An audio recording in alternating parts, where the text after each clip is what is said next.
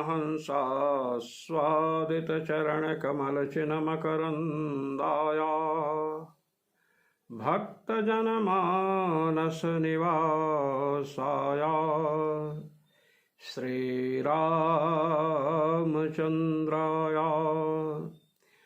यत्र यत्र रघुनाथकीर्तनं तत्र तत्र कृतमस्तकाञ्जलिं बाष्पवारि परिपूर्णलोचनं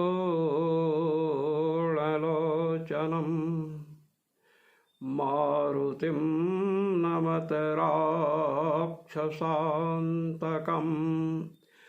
सीतानाथसमारम्भाम् रामानन्दार्यमध्यमाम्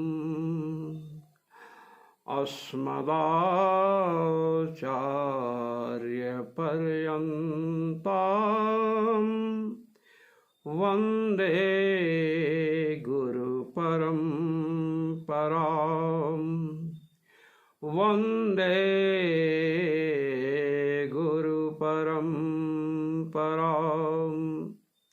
सर्वेश्वर श्री रघुनाथो विजयतेतराम। अब शूद्राधिकरण चल रहा था। अब शूद्राधिकरण में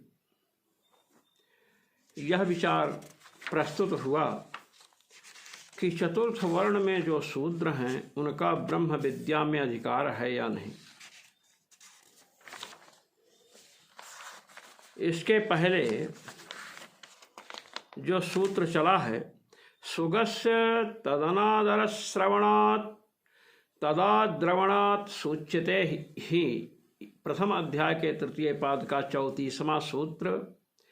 इसमें अभी तक विचार किया गया कि शूद्र का ब्रह्म विद्या में अधिकार तत्त कारणों से नहीं है।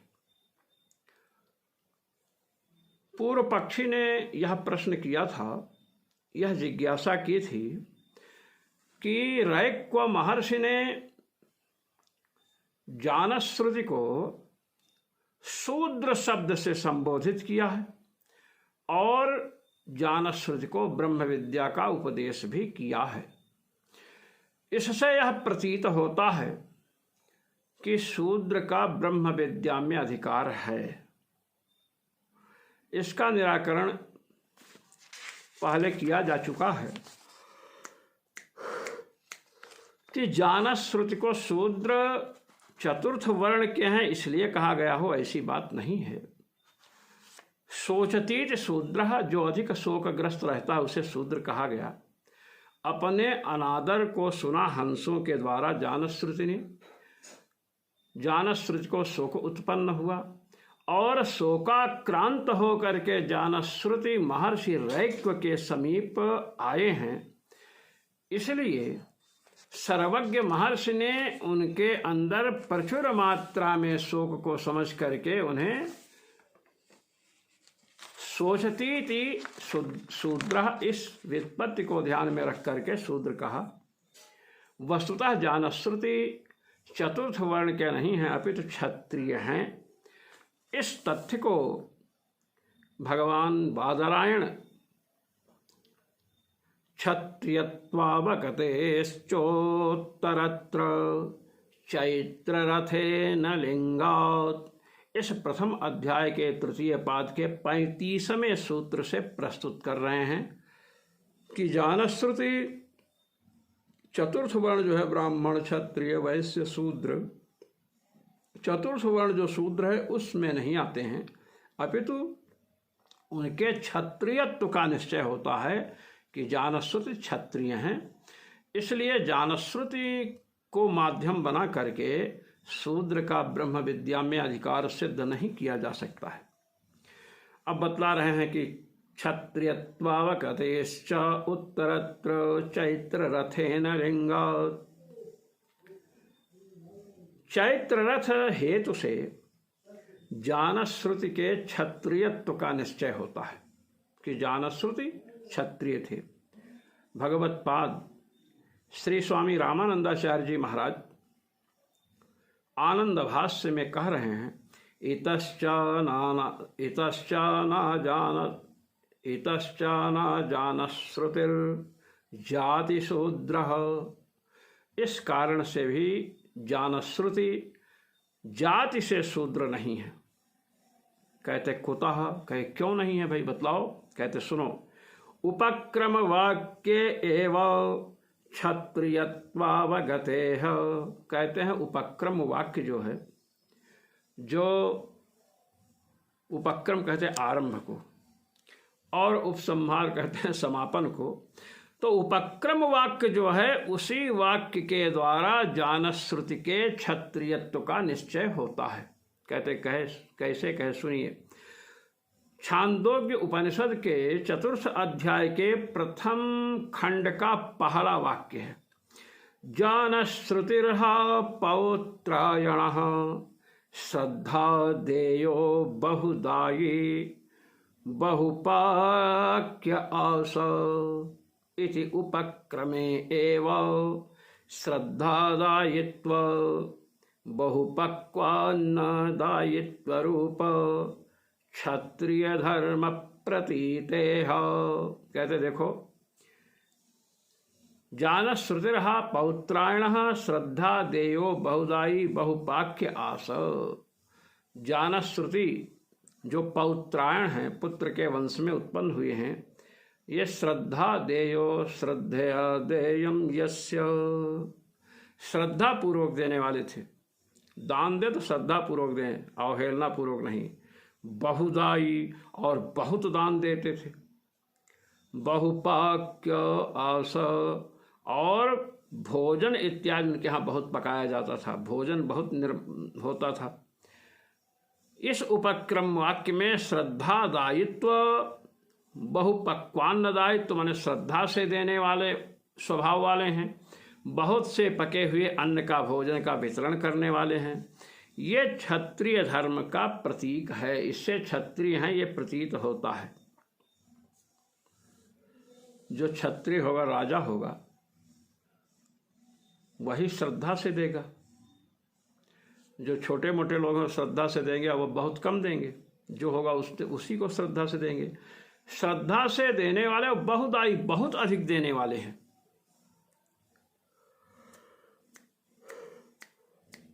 बहुपाक्य, बहुत भोजन बनता है। राजा है, राज दरबार में अनेक विद्वान हैं, राजा के पास सैन्य बल है, तो भोजन तो खूब बनेगा ही।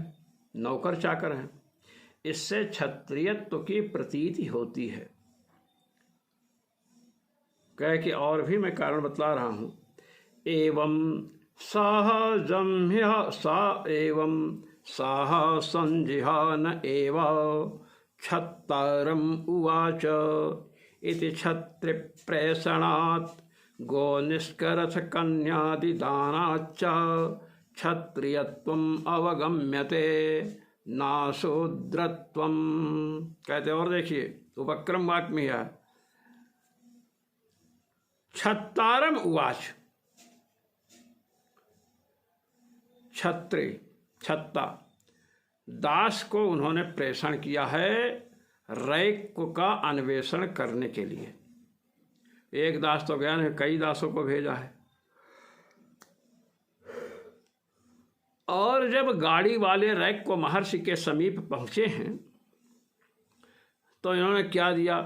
पहली बार तो 600 गायें ले गए हैं, स्वर्ण मुद्राएं ले गए हैं जो रथ में भरी हुई हैं, और भी बहुत सी खाद्य सामग्रियां ले गए हैं। दूसरी बार गए तो और एक हार भी ले गए। दूसरी बार गए तो 1000 गौएं ले गए, एक हार ले गए और अपनी कन्या ले गए। तो ब्राह्मण को देने के लिए अपनी कन्या ले गए। तो ब्राह्मण महर्षि रैक्व हैं, तो इन सब के द्वारा रथ आदि तो क्षत्रिय की ही होगा। रथ, इतनी गायें किसके पास होगी? जो राजा होगा। एक गाय जो वशिष्ठ जी के पास थी, उस गाय के लिए विश्वामित्र जी ने कितना युद्ध किया। हार गए तो भगवान शिव की आराधना करके उन्होंने दिव्यास्त्रों की प्राप्ति की, समग्र धनुर्वेद को प्राप्त कर लिया। फिर श्री वशिष्ठ जी के पास गए, फिर हारे, फिर ब्राह्मण बनने के लिए, तपस्या करने के लिए पधारे। तो यहाँ पर हजारों गौओं को देने से, अब कोई कह दे कि कृषि गोरक्ष वाणिज्य वैश्य कर्म स्वभावजम, वैश्य थे क्योंकि गौओं की रक्षा करना वैश्य काम है। तो यहाँ गोचारण नहीं करते महाराज, गौओं का दान कर रहे हैं। महाराज नृग ने असंख्य गौओं का दान किया है, तो महाराज नृग ने दान किया, ऐसे ही ये भी दान कर रहे हैं। तो इसमें कई हेतु बतला रहे हैं, इसलिए यह क्षत्रिय हैं, शूद्र नहीं हैं। एवं उपक्रम वाक्यगतानि क्षत्रियत्व साधकानि लिंगानि उक्तोपसंहार वाक्यस्थान्यपि तानि दर्शयति। कहते हैं ये तो उपक्रम वाक्यों को मैंने दिखलाया जो क्षत्रियत्व के साधक हैं। जानश्रुत क्षत्रिय हैं, जानश्रुत निष्ठ क्षत्रियत्व का साधक हेतु बतलाया। लिंगानि माने हेतवः, उपसंहार वाक्य स्थान भी तानि दर्शत के, उपसंहार वाक्य में भी ऐसे हेतु हैं, ऐसे कारण हैं जिनके द्वारा जानश्रुति का क्षत्रियत्व सुनिश्चित होता है। कैसे कह सुनो, उत्तरत्र चैत्ररथेन इत्यादिना जानश्रुति क्षत्रिय एव। उत्तर वाक्य में, वाक्य शेष में, उपसंहार वाक्य में चैत्र रथ हेतु से भी सिद्ध होता है कि जानश्रुत क्या है, क्षत्रिय है, शूद्र नहीं है। कहते कैसे कहे सुनो, उत्तरत्र चैत्र रथेन लिंगात, ये हेतु दिया गया है। पंचम्यंतम तृतीयांतम व लिंग वचनम हेतु। देखिए, उत्तरत्र संवर्ग विद्या वाक्य शेषे चैत्ररथेन प्रसिद्ध क्षत्रियेणाभिप्रतारि संगकेन सह समभिव्याहारात्मक लिंगात्। कहते देखिए, जानश्रुति को महर्षि रैक्य ने जिस विद्या का उपदेश दिया है उसे संवर्ग विद्या कहते हैं। ये मैं पहले जानश्रुति और रैक्य के कथानक को प्रस्तुत करके बतला चुका हूँ। संवर्ग विद्या का जो वाक्य शेष है, जब समापन होता है तो वहाँ प्रसिद्ध जो क्षत्रिय हैं जिनका अभिप्रतारी संज्ञा है, और चित्ररथ से जो, चैत्ररथ से जो संबंध है, चित्ररथ से संबद्ध हैं वे, तो उनके साथ भोजन इत्यादि का व्यवहार जानश्रुति का है, इसलिए भी पता चलता है कि क्षत्रिय हैं। अब क्षत्रिय के साथ शूद्र बैठ करके तो भोजन नहीं कर सकता है। ये भोजन करने की जो प्रक्रिया है, सब अपनी अपनी पंक्ति में बैठते हैं। अभी आपने पीछे सुना कि जब वेद श्रवण, इतिहास का श्रवण कराना होगा चारों वर्णों को, तो कैसे कराएंगे? कहते श्रावयेत् चतुरो वर्णान् कृत्वा ब्राह्मणमग्रतः। चारों वर्णों को इतिहास पुराण सुनाना है, महाभारत का वाक्य है। तो सबसे पहले ब्राह्मण को बिठाए, इसके बाद क्षत्रिय को बिठाए, क्षत्रिय के बाद वैश्य को बिठाए, और वैश्य के बाद शूद्र को बिठाए। इस प्रकार एक प्रक्रिया है। तो यहाँ बतला रहे हैं कि चैत्ररथ जो प्रसिद्ध क्षत्रिय है, जिसकी अभिप्रतारी संज्ञा है, उसके साथ जानश्रुति का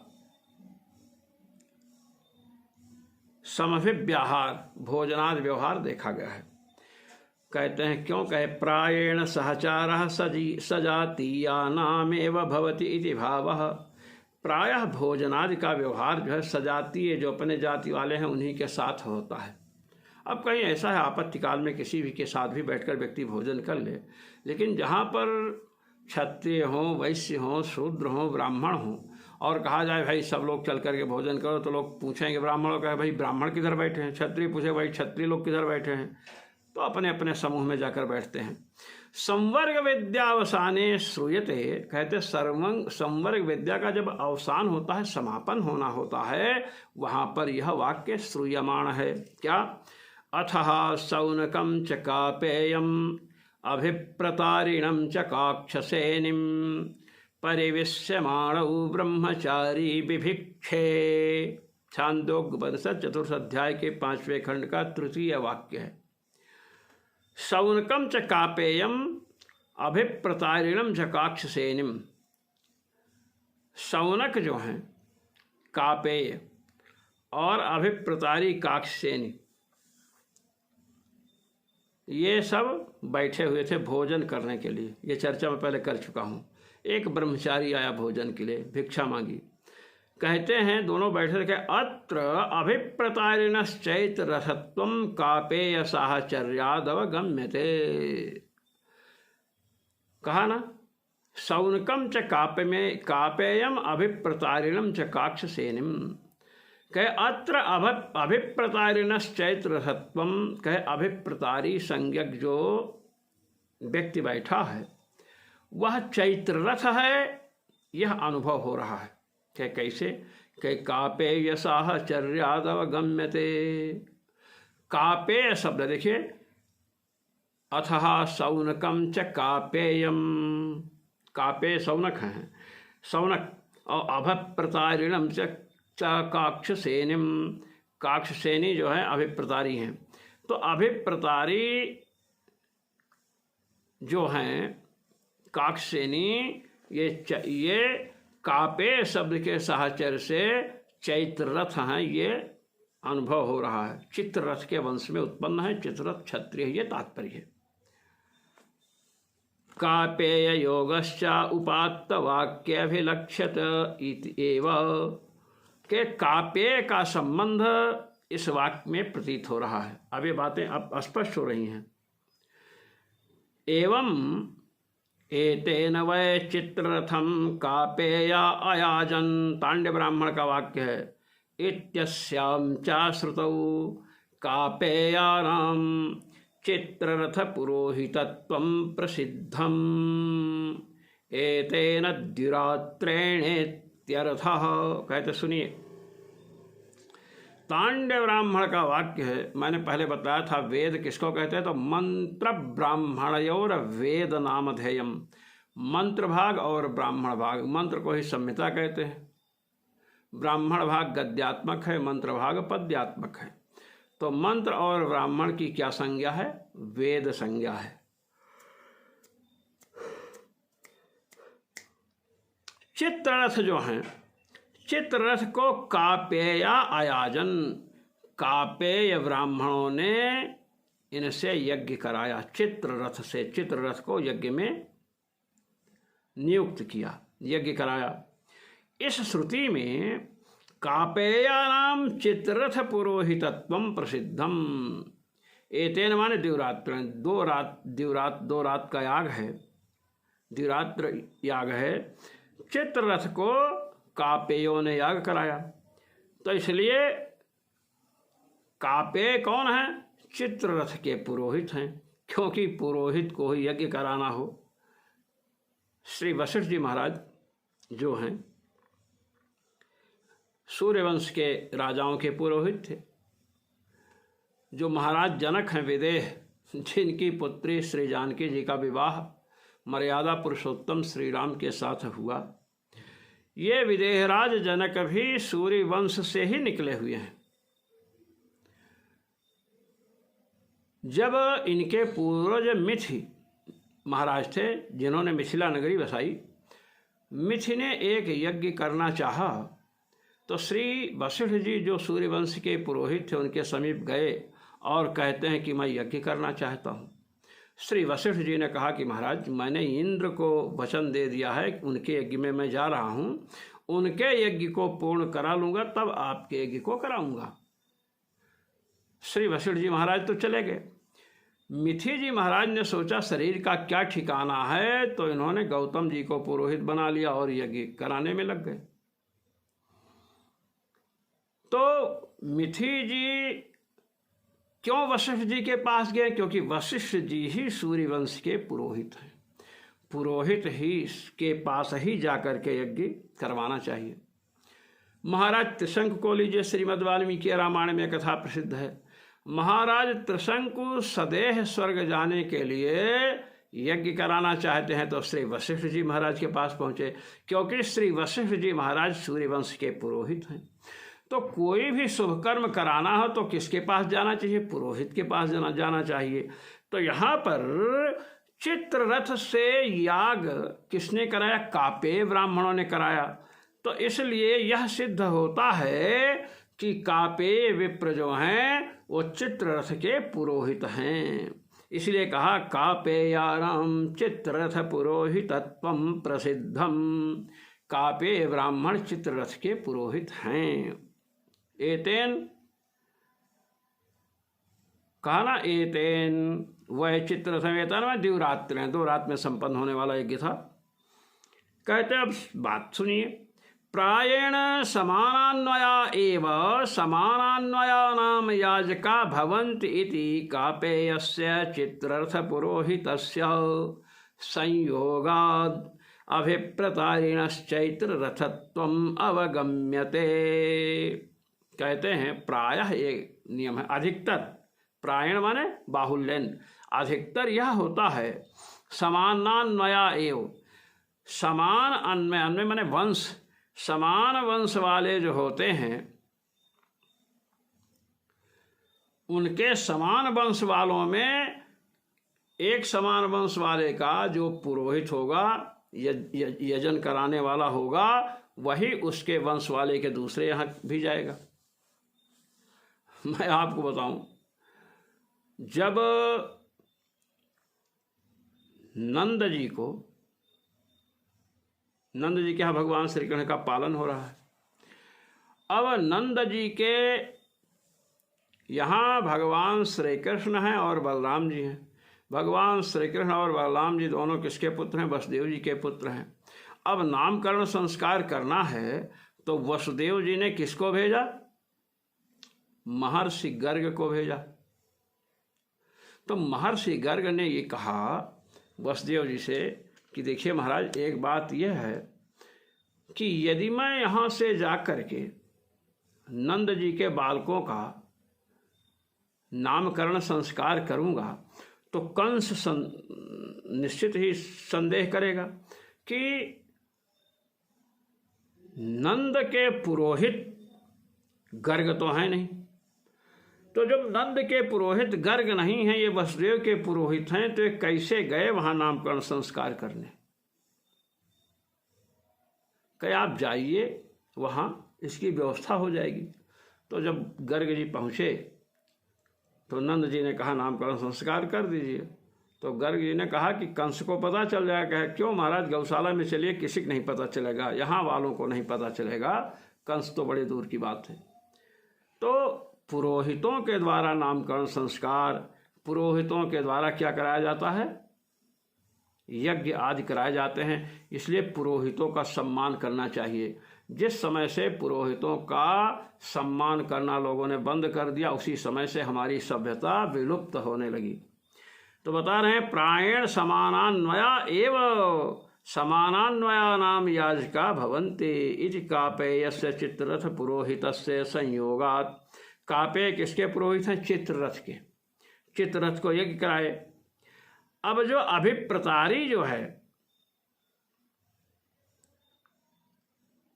कहते हैं चित्ररथ पुरोहितस्य संयोगाद अभिप्रतारिणश्चैत्ररथत्वम् अवगम्यते। यहाँ कहा ना, अथः सौनकं च कापेयम् अभिप्रतारिणं च काक्षसेनीं। दोनों साथ बैठे, भोजन करने के लिए साथ बैठे हैं। तो बतला रहे हैं कि कापेय किसके पुरोहित हैं? चित्ररथ को कापेय ब्राह्मणों ने यज्ञ कराया है। तो कापेय किसके पुरोहित हैं? चित्ररथ के पुरोहित हैं। अब समान जाति वाले बैठकर भोजन इत्यादि करते हैं, व्यवहार उनका आपस में होता है, इसलिए कहते हैं चित्ररथ पुरोहित किसके हैं? ये बतलाया ना, चित्ररथ का पौरोहित्य कर्म किसने किया? कापेयों ने किया। तो बतला रहे हैं चित्ररथ पुरोहित से संयोगात, चित्ररथ जो हैं ये पुरोहित हैं।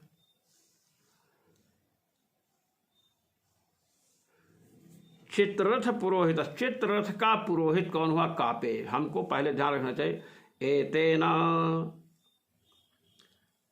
वै चित्ररथम कापेया अयाजयन, चित्ररथ से कापे ब्राह्मणों ने यज्ञ कराया। अब वाक्य क्या है? सौनकम च कापेयम अभप्रतारिणम च काक्षसेनिम।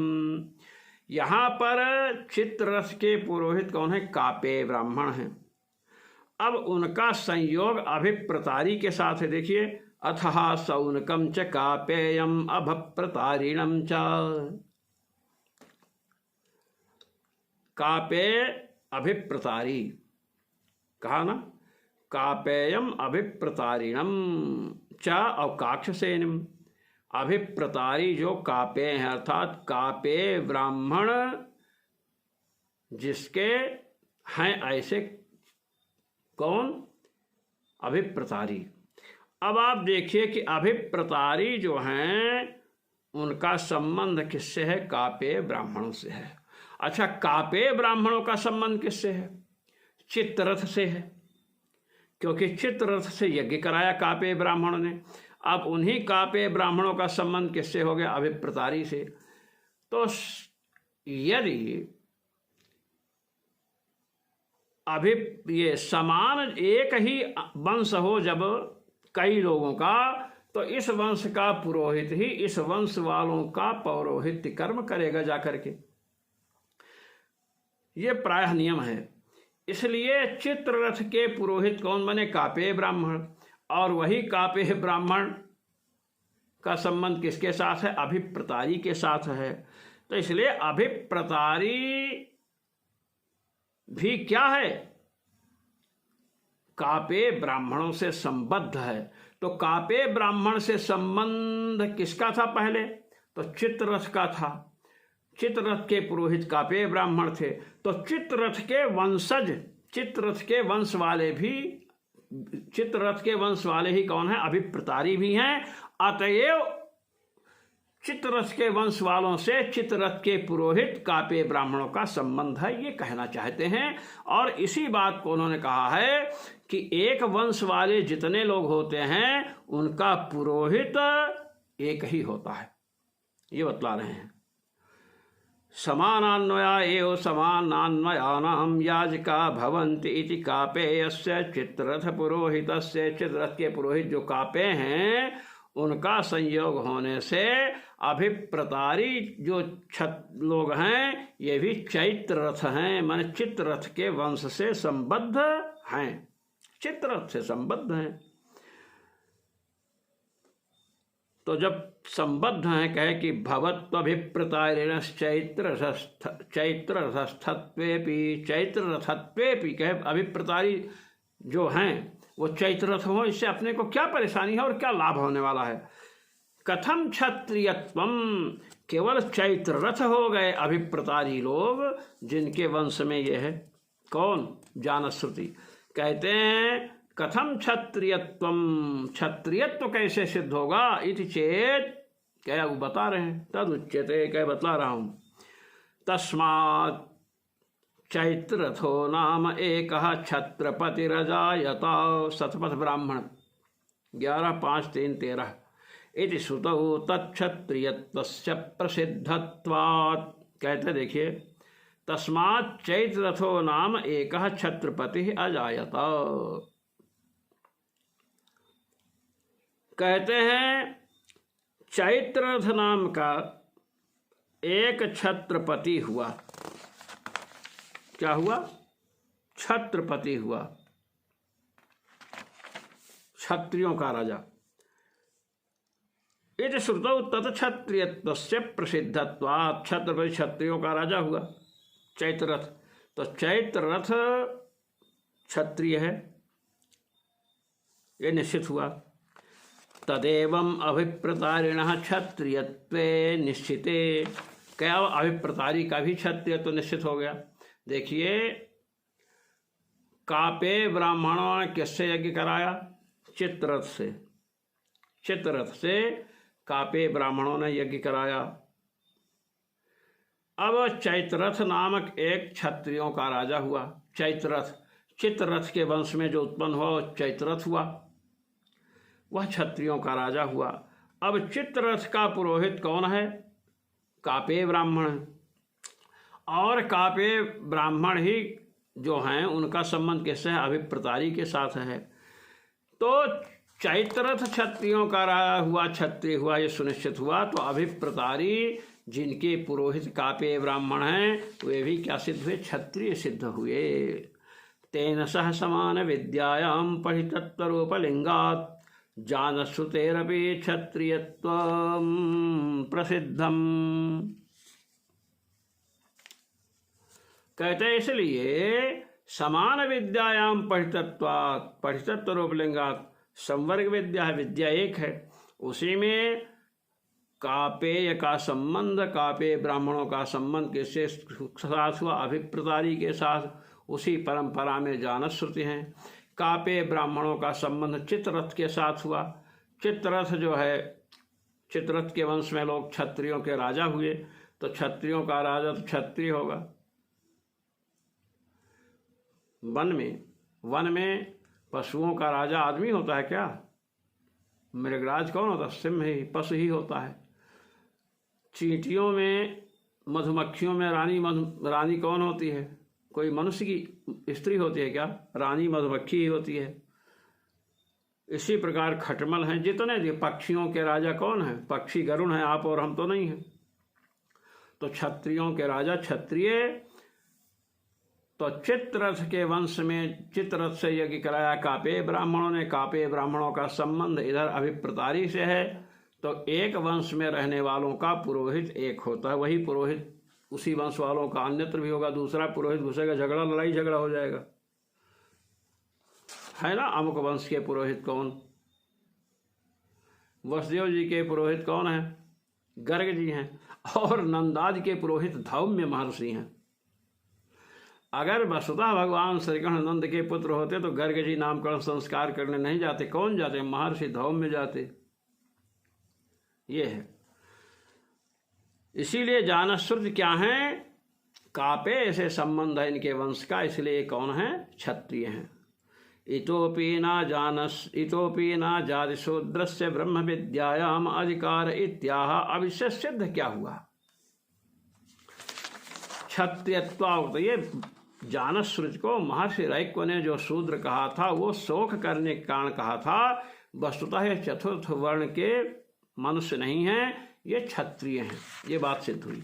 इसलिए जानश्रुति को शूद्र का संबोधन किया, उसके बल पर आप शूद्र का ब्रह्म विद्या में अधिकार सिद्ध नहीं कर सकते हैं। संस्कार परामर्शात् तदभावाभिलापाच्च।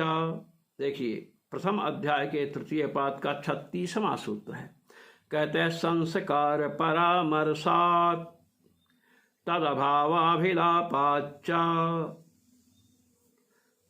कहते हैं कि सुनो भाई, भगवत्पाद श्री स्वामी रामानंदाचार्य जी महाराज कह रहे हैं कि सुनिए, पूर्वत्र असामर्थ्यात् नाधिकारो ब्रह्म विद्यायाम इति युक्त्यादिभिः समर्थितम्।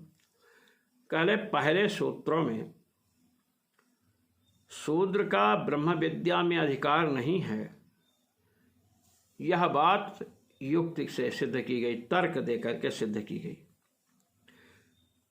इदानीम तो कहे इस समय, अब हम जो सिद्ध करने जा रहे हैं, ब्रह्म विद्यांगोपनयनाभावात् ना तत्राधिकार इत्युच्यते।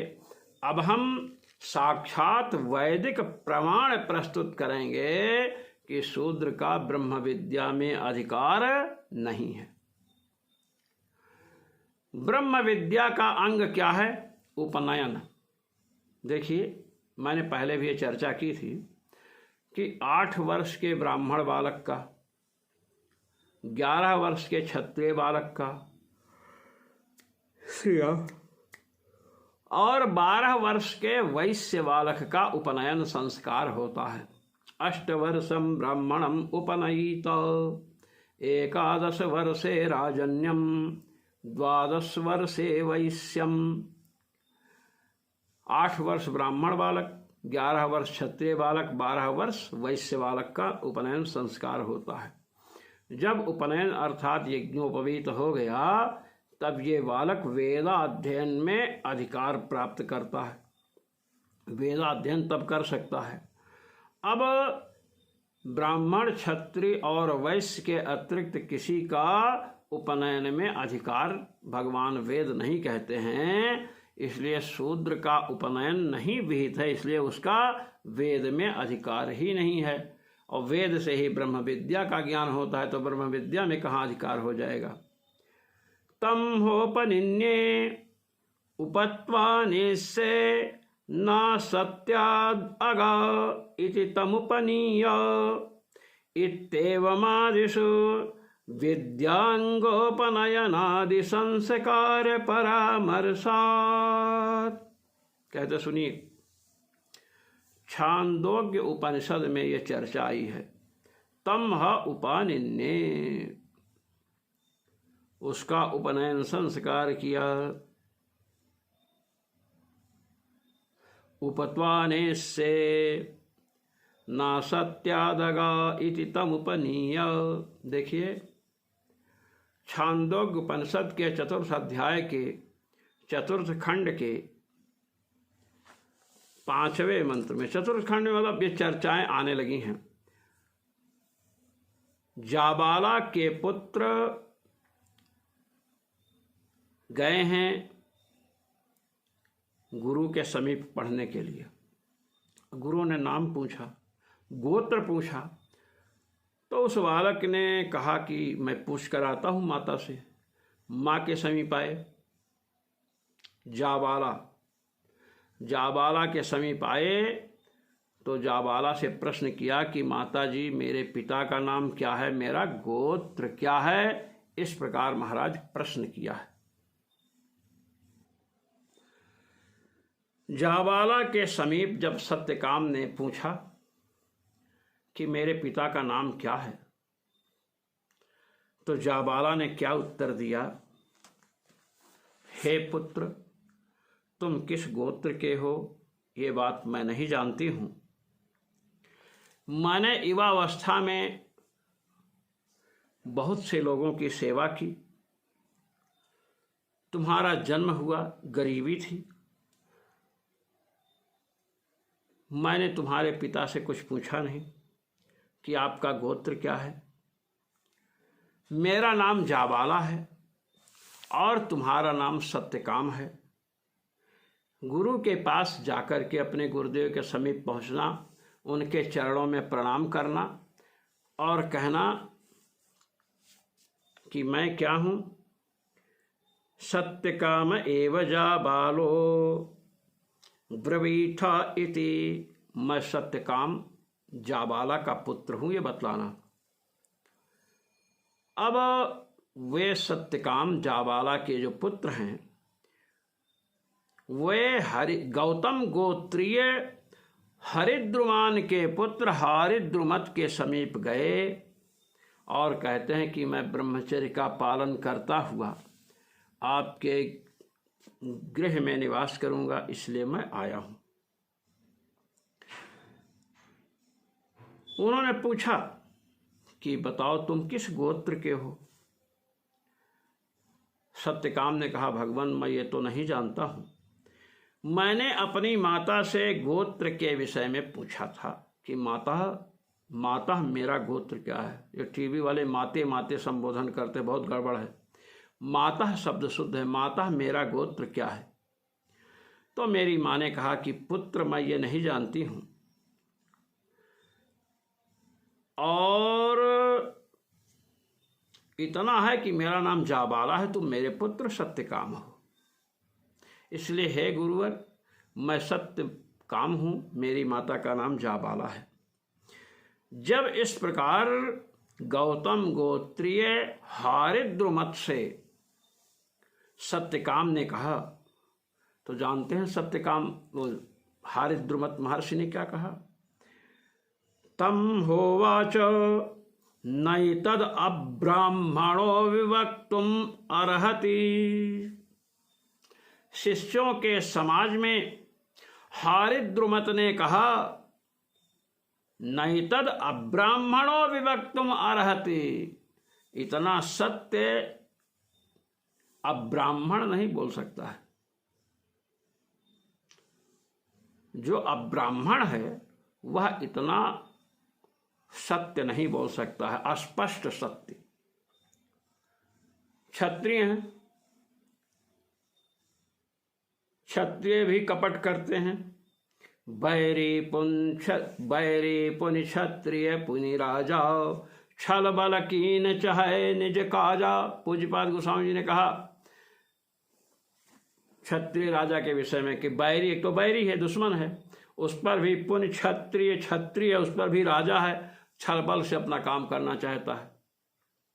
वैश्य जो है बनिया, बनिया दुकान पर बैठा है, महाराज भगवान शिव की, पार्वती जी की, राम जी की, कृष्ण जी की, सबकी कसम खा लेगा, हम सत्य कहते हैं।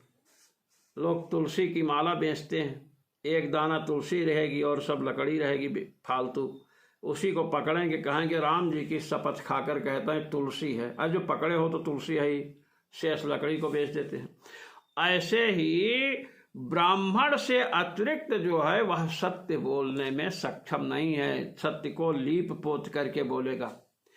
सुस्पष्ट वक्ता तो ब्राह्मण ही होता है, इसलिए कहते हैं ना नैतद अब्राह्मणो विवक्तुम अर्हति। विस्पष्ट रूप से सत्य अब्राह्मण नहीं बोल सकता है। अब्राह्मणो एतद विवक्तुम न अर्हति, जो अब्राह्मण होगा वह ऐसा सत्य नहीं बोल सकता है। अर्थात ये सत्य बोला है इसलिए क्या है, ये ब्राह्मण है, उसका उपनयन किया। ये चर्चा वहां आई है, तो ये बतला रहे हैं। वहां पर कहा समिधम समिध सौम्य आहर उपत्वाने से ना सत्यादगा। तुमने सत्य नहीं छोड़ा है, मैं तुम्हें उपवेत दूंगा। ये बात आई, उपनयन संस्कार किया। तो ब्रह्म विद्या ब्रह्मचर्य पूर्वक गुरुकुल में निवास करने गए वेदाध्ययन करने के लिए, तो महाराज सत्यकाम को किसने किसने उपदेश किया? सत्यकाम को ऋषभ ने उपदेश किया, और सत्यकाम को अग्नि ने ब्रह्म तत्व का उपदेश किया। सत्यकाम को हंसों ने उपदेश किया है, ये चर्चा उसमें आई है। और हंस के बाद एक जलचर पक्षी जिसे मुद्ग कहते हैं, उसने भी आकर के ब्रह्म का उपदेश किया है। और इसके बाद जब वे घर पहुंचे हैं,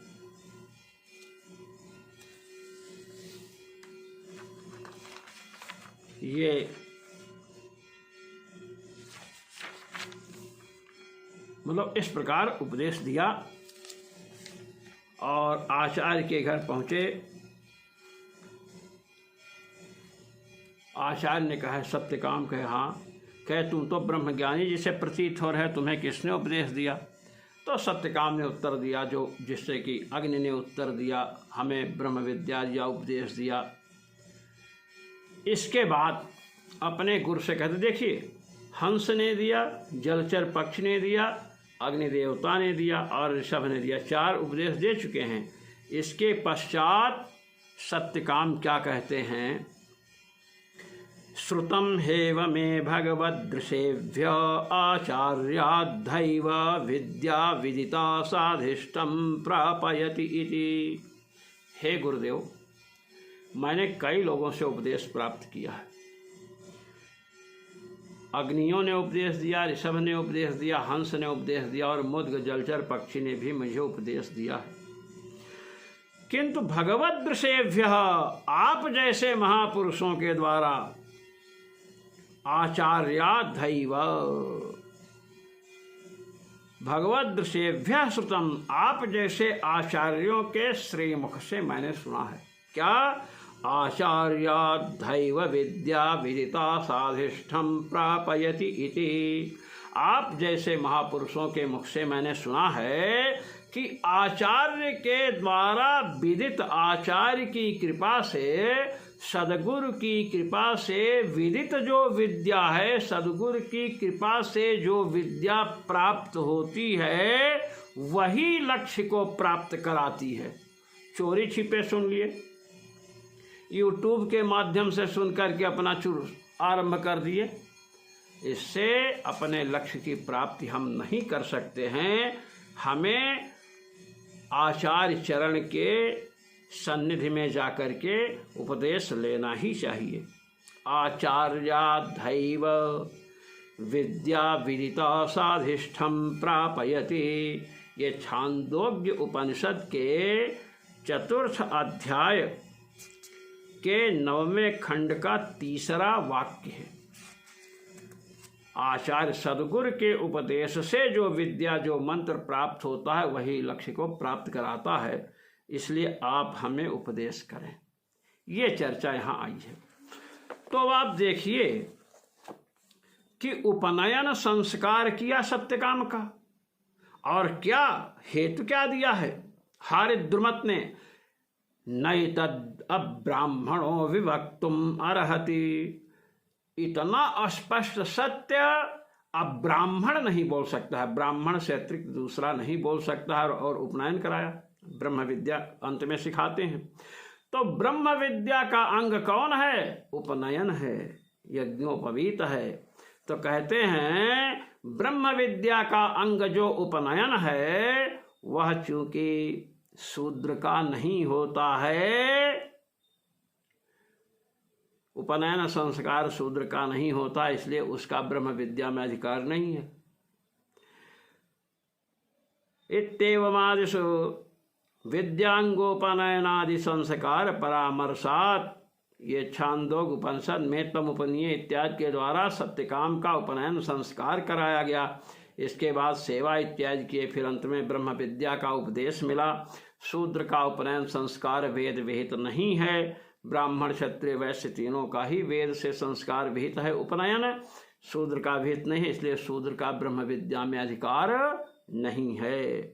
न शूद्रे पादकम किंचिन्न च संस्कारमर्हति।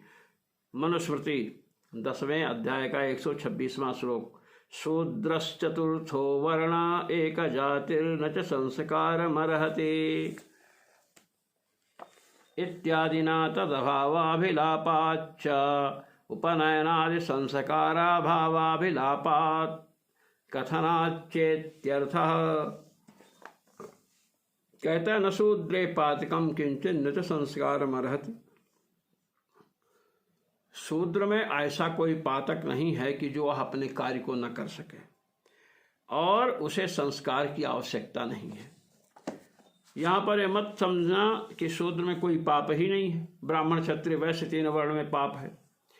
ब्राह्मण क्षत्रिय वैश्य जिनका ब्रह्म विद्या में अधिकार है, तो ब्रह्म विद्या में परमात्मा के चिंतन में बड़े बड़े पूर्वजन्म के कर्म हैं जो व्यवधान डालते हैं, इसलिए उन पापों के निराश के लिए गायत्री जप है, प्रायश्चित आदि कर्म है करने पड़ते हैं और अनेक प्रकार के संस्कार हैं।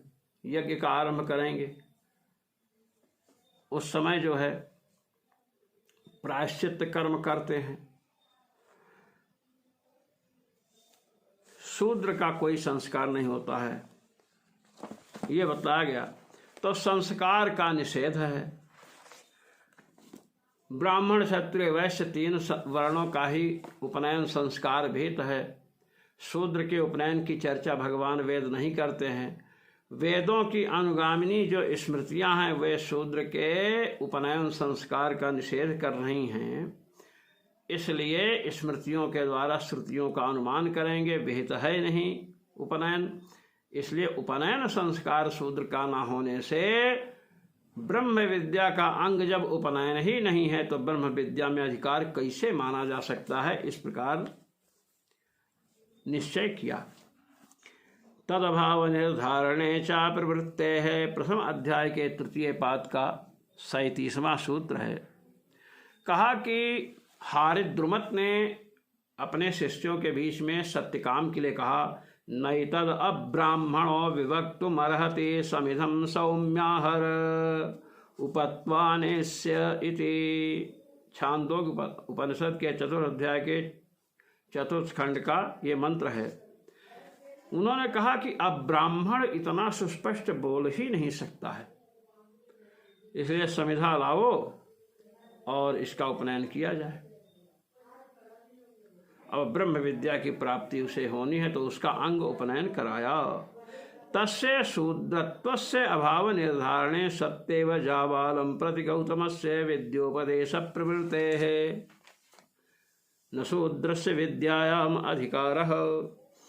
कहते हैं कि कहा यह ब्राह्मण ऐसा नहीं बोल सकता है, ये ब्राह्मण ही ऐसे निश्चित हुआ ना, तो कहते हैं शूद्रत्व का अभाव उसमें निर्धारण किया। ये सत्य बोला है तो शूद्र इत्यादि नहीं होगा। इसलिए अब देखिए सबसे बड़ी बात है कि अब ब्राह्मण तो ब्राह्मण से भिन्न, क्षत्रिय ब्राह्मण, अब ब्राह्मण माने ब्राह्मण भिन्न ब्राह्मण के सदृश हो, तो ब्राह्मण से भिन्न क्षत्रिय भी हुए, ब्राह्मण से भिन्न वैश्य भी हुए और ब्राह्मण से भिन्न शूद्र भी हुआ। अब ये अब ब्राह्मण जो है, जो ब्राह्मण से भिन्न इतना स्पष्ट सत्य नहीं बोल सकता है। अब ये लिख रहे हैं कि इससे निश्चित हुआ कि वह शूद्र नहीं है, शूद्रत्व का अभाव निश्चित हुआ और उपनयन हुआ। भाई अब ब्राह्मण जब है तो अब ब्राह्मण होने से वह शूद्र नहीं है, शूद्रत्व का अभाव निश्चित हुआ, ये कैसे कह सकते हो? अब ब्राह्मण है तो इससे ब्राह्मणत्व का अभाव उनमें है, ब्राह्मणत्व का अभाव क्षत्रिय वैश्य शूद्र तीनों में है। अब ब्राह्मण माने ना एतद अब्राह्मणा, यह अब्राह्मण इतना सत्य नहीं बोल सकता है, अब ब्राह्मण नहीं बोल सकता था, ये ब्राह्मण है तो ब्राह्मण है तो शूद्रत्व का अभाव तो निश्चित हो गया। कहिए क्षत्रिय शूद्रत्व का अभाव निश्चित हो गया, कहे हाँ, कि अब ब्राह्मण कहने से शूद्रत्व का अभाव निश्चित हुआ, तो अब ब्राह्मण नहीं बोल सकता है, अर्थात शूद्र इतना स्पष्ट सत्य नहीं बोल सकता। कहते प्रश्न यह है कि अब ब्राह्मण से शूद्र ही क्यों ले रहे भाई? अब ब्राह्मण से तो क्षत्रिय भी अब ब्राह्मण है, वैश्य भी अब ब्राह्मण है, शूद्र भी अब ब्राह्मण है, तो अब ब्राह्मण नहीं बोल सकता है, यह स्पष्ट बोल रहा है, इसका मतलब ये शूद्र नहीं है, यह क्षत्रिय नहीं है। अब ब्राह्मण नहीं बोल सकता, अर्थात क्षत्रियत्व ब्राह्मणत्व शूद्रत्व तीनों का अभाव निश्चित हो रहा है उसमें। अब ब्राह्मण नहीं बोल सकता है, इतना सुस्पष्ट सत्य ये बोल रहा है, तो अब ब्राह्मण नहीं है, अर्थात ब्राह्मण है, तो शूद्रत्व का अभाव निश्चित हुआ। कहते क्षत्रियत्व का भी तो अभाव निश्चित है, अरे क्षत्रियत्व का अभाव निश्चित है, वैश्यत्व का अभाव निश्चित है, शूद्रत्व का अभाव निश्चित है कि नहीं? ये भी निश्चित है। अब उसका उपनयन हुआ, ब्रह्म विद्या का उपदेश हुआ, इसलिए ना शूद्र से ब्रह्म विद्यायाम अधिकार, इसके द्वारा वही पता चलता है कि शूद्र का ब्रह्म विद्या में अधिकार नहीं है। इस प्रकार इन्होंने बतलाया। अब इसके पश्चात एक सूत्र और आएगा, इस पर हम बाद में व्याख्यान करेंगे। जो पाठ में उपस्थित होते हैं उन सभी सज्जनों को धन्यवाद, शुभकामनाएं। ओम पूर्णमदः पूर्णमिदं पूर्णात् पूर्णमुदच्यते पूर्णस्य पूर्णमादाय पूर्णमेवावशिष्यते। ओम शांति शांति शांति।